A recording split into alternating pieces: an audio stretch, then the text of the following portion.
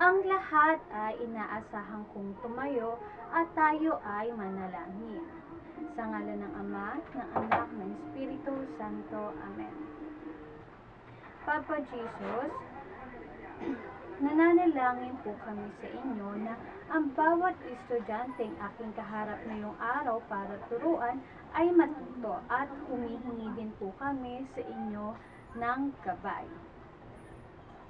Sa ngalan ng Ama, ng Anak, ng Espiritu Santo. Amen. Magandang araw mga bata! Ako nga pala si Teacher Rica at ako ang inyong magiging guro ngayong araw. Anjali, pwede bang pakitala kung sino ang pumasok at liban ngayon sa ating klase? Mahusay, salamat. Mga bata, bago tayo magsimula sa ating talakayan, ay ano nga ba ang tinalakay natin nung nakaraang talakayan? Sino kaya ang makakapagbigay? Sige, Lembuel, ano ang tinalakay natin nung nakaraan? Mahusay. Ang tinalakay natin noong nakaraan ay tungkol sa pamayanan noon at pamayanan ngayon. Ngunit bago tayo mag-umpisa, ay may nihanda muna kaming munting palaro para sa inyo. Ito ay tatawagin nating 4 Pics 1 Word, na kung saan ay huhulaan nyo lamang kung ano ba ang pinapakita ng nasa larawan. Malinaw ba yon mga bata? Mahuhusay. Ngayon ay simulan na natin. Pagmasdan ng mabuti ang nasa larawan. Tingin nyo, ano kaya ang pinapakita ng nasa larawang ito? Tingnan nga natin kung tama ang inyong sagot. Tama, ang sagot ay bombero. Dumako naman tayo sa ikalawang larawan. Pagmasdan ng mabuti kung ano ba ang pinapakita ng nasa ikalawang larawan. Tingnan nga natin kung tama ang inyong sagot. Mangingisda. Tama ang inyong sagot. At tumako naman tayo sa ikatlong larawan. Pagmasdan ng mabuti kung ano ba ang pinapakita sa larawan. Tingin nyo ano kayang sagot? Tingnan nga natin kung tama ba ang inyong sagot. Tama. Guro ang tamang sagot. Guro ang pinapakita ng nasa larawan. At dumako na tayo sa ika-4 na larawan. Pagmasdan ng mabuti kung ano ba ang pinapakita ng nasa ika-4 na larawan. Tingnan nga natin kung tama ba ang inyong mga sagot. Doktor at nurse, mahuhusay. Tama ang inyong sagot.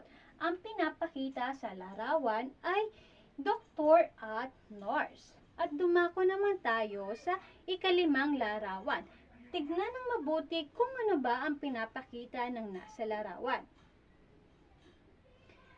Ngayon, alamin naman natin kung tama ba ang inyong mga kasagutan. Dentista. Tama ang inyong sagot. Ang pinapakita ng nasa ika-5 larawan ay dentista. Sana ay nag-enjoy kayo sa aming munting palaro ngayon.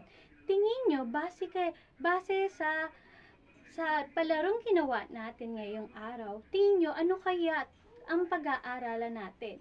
Tungkol saan kaya ang tatalakayin natin ngayong araw? Malalaman natin yan, kaya kayo ay umupo ng maayos at dadako na tayo sa ating talakayan. Ang tatalakayin natin ngayong araw ay tungkol sa pamayanan o komunidad na kung saan ay nakahati sa dalawang magkaibang kahulugan. Ito ay maaaring isang pangkat na nag-uugnay sa mga tao na nabubuhay na magkakalapit na ang kalapit ay ayon sa puwang, oras o ugnayan. Ito rin ay tumutukoy sa isang unit na panlipunan o pakikipagkapwa na mas malaki kaysa sa isang tahanan o mag-anak. Sa isang pamayanan, mahalaga na dapat nagtutulungan ang bawat isa upang magkaroon tayo ng maayos na pamayanan. Ang mga taong nagbibigay sa ating mga pangangailangan. Una, mangingisda. Base ito ang mangingisda. Ang mga mangingisda ang humuhuli sa mga isda sa dagat na ating nabibili naman sa palengke. Pangalawa, magsasaka. Ito ang larawan ng isang magsasaka.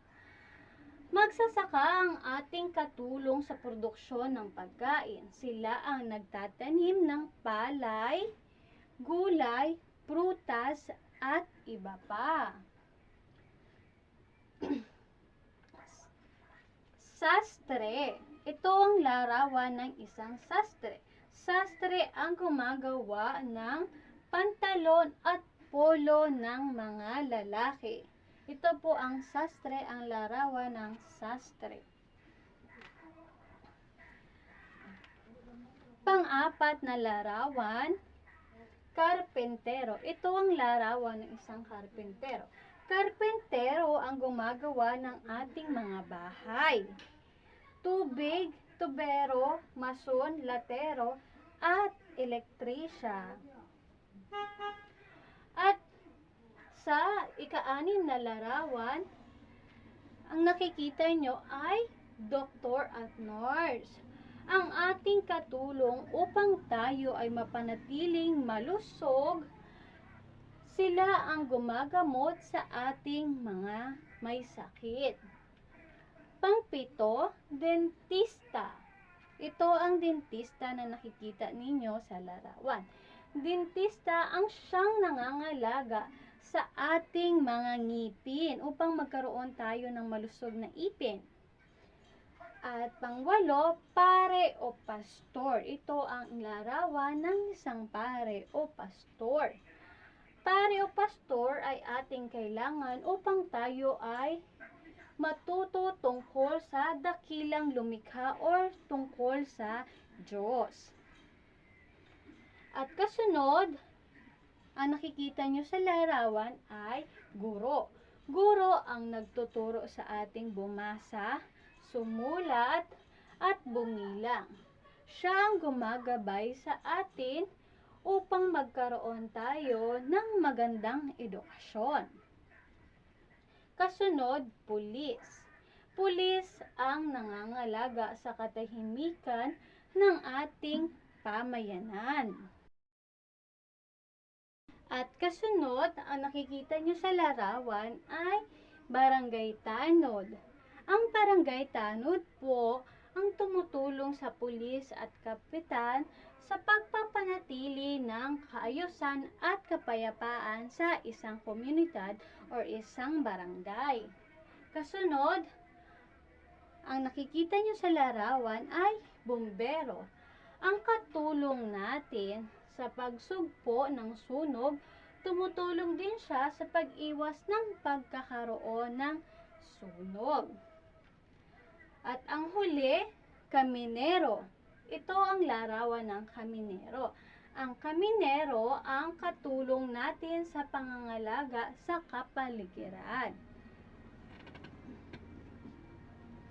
So, base sa ating tinalakay ngayong araw, ay mailan lang akong inihandang katanungan. Una, tingin nyo, sino kaya ang tumutulong sa atin upang makaiwas sa sunog o tumutulong pag nagkaroon ng sunog? Mahusay. Ang tamang sagot ay bumbero.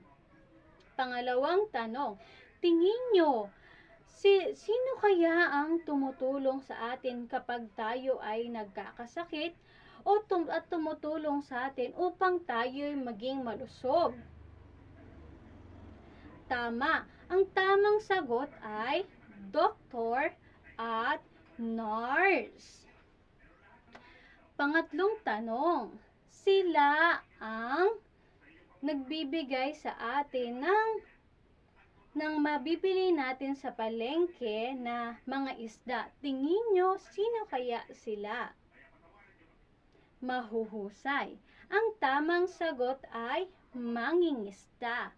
At pang-apat, ang huling katanungan, sila ang nangangalaga sa ating mga ngipin upang mapanatili na ito ay malusog. Anong tamang sagot? Mahuhusay. Ang tamang sagot ay dentista.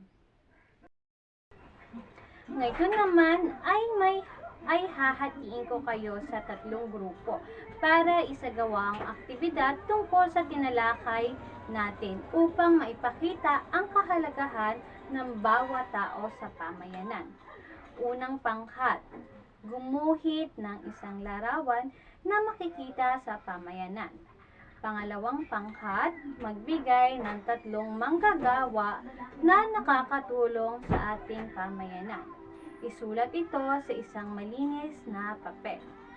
At pangatlong pangkat, base sa inyong nakikita sa picture o larawan, ibigay kung anong nagbibigay tulong sa atin ng mangingisda. At dahil tapos na kayo sa pangkatang gawain, ay may inihanda naman ako ngayon na inyong sasagutan. Panuto, basahin at unawain ang bawat tanong. Isulat sa patlang ang titik ng tamang sagot. Mahuhusay mga bata, sana ay marami kayong natutunan ngayong araw.